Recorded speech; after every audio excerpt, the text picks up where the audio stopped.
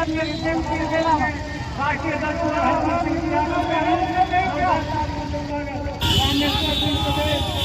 शहीद होरी सिंह रामेश्वर सिंह पटेल, शहीद होरी सिंह पटेल।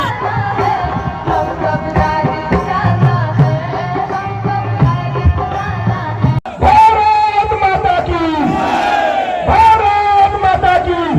दिखाइए लोगों को, आज छतरी अंगड़ाई ले रहा है। आज अगर छतरी अपने घर से निकल के सड़कों पर नहीं आएगा तो कल की तारीख में आने वाली आपकी पीढ़ियां जो है आपको माफ नहीं करेंगी। जागीर हमारी धरती है, लाखों सपूत जिसके दामन में, फिर भी आहे क्यों भरती है। मर मिटने की परवाह नहीं, झालर परवाना जलता है। जिस और जवानी चलती है कुछ और जमाना चलता है। क्षत्रियों का विषय है, राजपूतों का विषय है। इस मंच पर आगे से लेकर पीछे तक सभी हम सब लोग यहाँ दिखाई दे रहे हैं। मित्रों, मेरा 2-3 निवेदन, मैं कोई आदेश और अनुदेश या भाषण नहीं कर रहा हूं, बल्कि मैं आपके बीच में कुछ निवेदन करना चाह रहा हूं जो बहुत ही मार्मिक मुझे लगता है व्यक्तिगत रूप से। मैं आदरणीय अध्यक्ष जी को मुंबई से लेकर यहां तक, उनका सहयोगी तो नहीं, उनके चरणों में काम करने वाले व्यक्तियों में से मैं भी एक हूं जो उनके पारिवारिक संबंध से मेरे परिवार का संबंध जुड़ा हुआ है। डॉक्टर साहब यहाँ हैं। अपने कार्यकर्ता जो हैं, जो इस क्षत्रिय महासभा के कार्यकर्ता हैं, ऐसे बहुत सारे कार्यकर्ता हैं जो आर्थिक रूप से जिनकी कुछ दिक्कतें होती हैं। उनको अगर हम, उन कार्यकर्ताओं को यहाँ पर मंच पर बैठे हुए सारे लोग अगर उनको नियोजित कर लें और उनके परिवार में पढ़ने वाली बेटियों को हम पढ़ाई में अगर उनकी मदद करें और उनको 6वीं से अगर ऊपर पढ़ने जाती है तो उनको साइकिल की व्यवस्था अगर हर वर्ष अपने कार्यकर्ताओं का, ऐसे लोगों का चिन्हित करके, आर्थिक स्थिति से कमजोर होना अलग बात है, लेकिन राजपूत तो राजपूत ही है ना, वो अपने आन बान शान के लिए जीता है। इसलिए हम इंगित नहीं करते हैं, बल्कि उनको नियोजित करके अगर हम एक व्यवस्था ये शुरू करें। आदरणीय अध्यक्ष जी, तो मेरा ये आपसे, आदरणीय विधायक जी को भी और हमारे कमिश्नर साहब को भी, राजा साहब स्वयं यहाँ बैठे हैं, जिस प्रांगण में राजा ही साथ में हो वहां प्रजा को क्या चिंता करने की जरूरत है।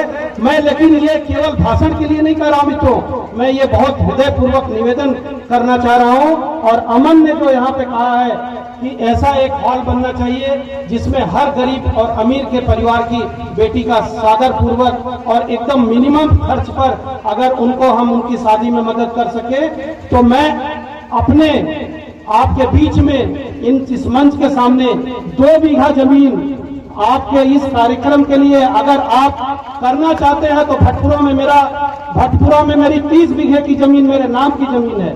मेरे परिवार से मैं पूछ कर आया हुआ हूं कि मैं अपने समाज के लिए, मेरे पिताजी अब नहीं है, 17 से मेरे पापा 17 में चले गए। अध्यक्ष जी उनको जानते हैं, जयप्रकाश सिंह मास्टर जी, जिनका मैं पुत्र हूं। पापा हमारे टीचर थे।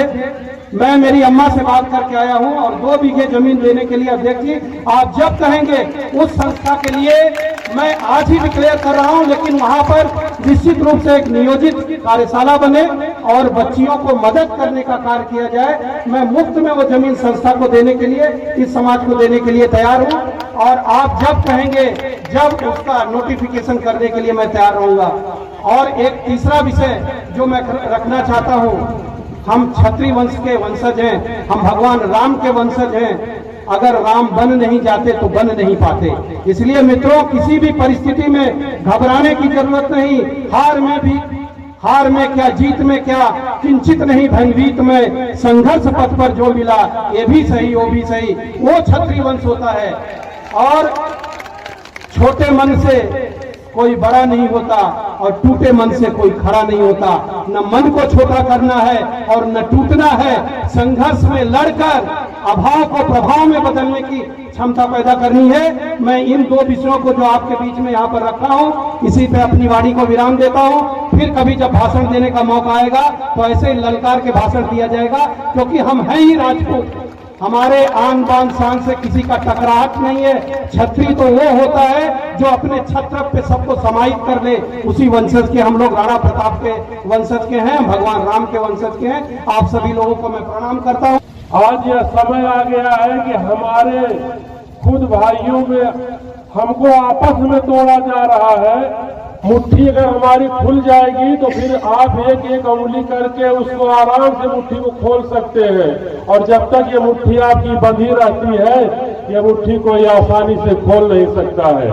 तो आज हमको संगठित होकर, और हमको तो संगठित होकर रहना ही है। मैं जैसा कि मैंने पहले भी निवेदन किया कि जो भी लोग अपने को कर्म से क्षत्रिय मानते हो, उन्हें भी साथ लेकर हमें चलने की जरूरत है। बुराइयों से, जो कुरीतियों से समाज को दूर रखता है, वही क्षत्रिय है। आजादी के बाद से चाहे जो भी वह प्रचार का माध्यम रहा हो, चाहे वह सिनेमा रहा हो, क्षत्रियों को उसमें दिखाया गया कि ये सबसे ज्यादा अत्याचार करते थे, लेकिन यह कभी नहीं दिखाया गया कि आज भी क्षत्रिय ऐसा है कि जो पूरे समाज को साथ लेकर चलता है।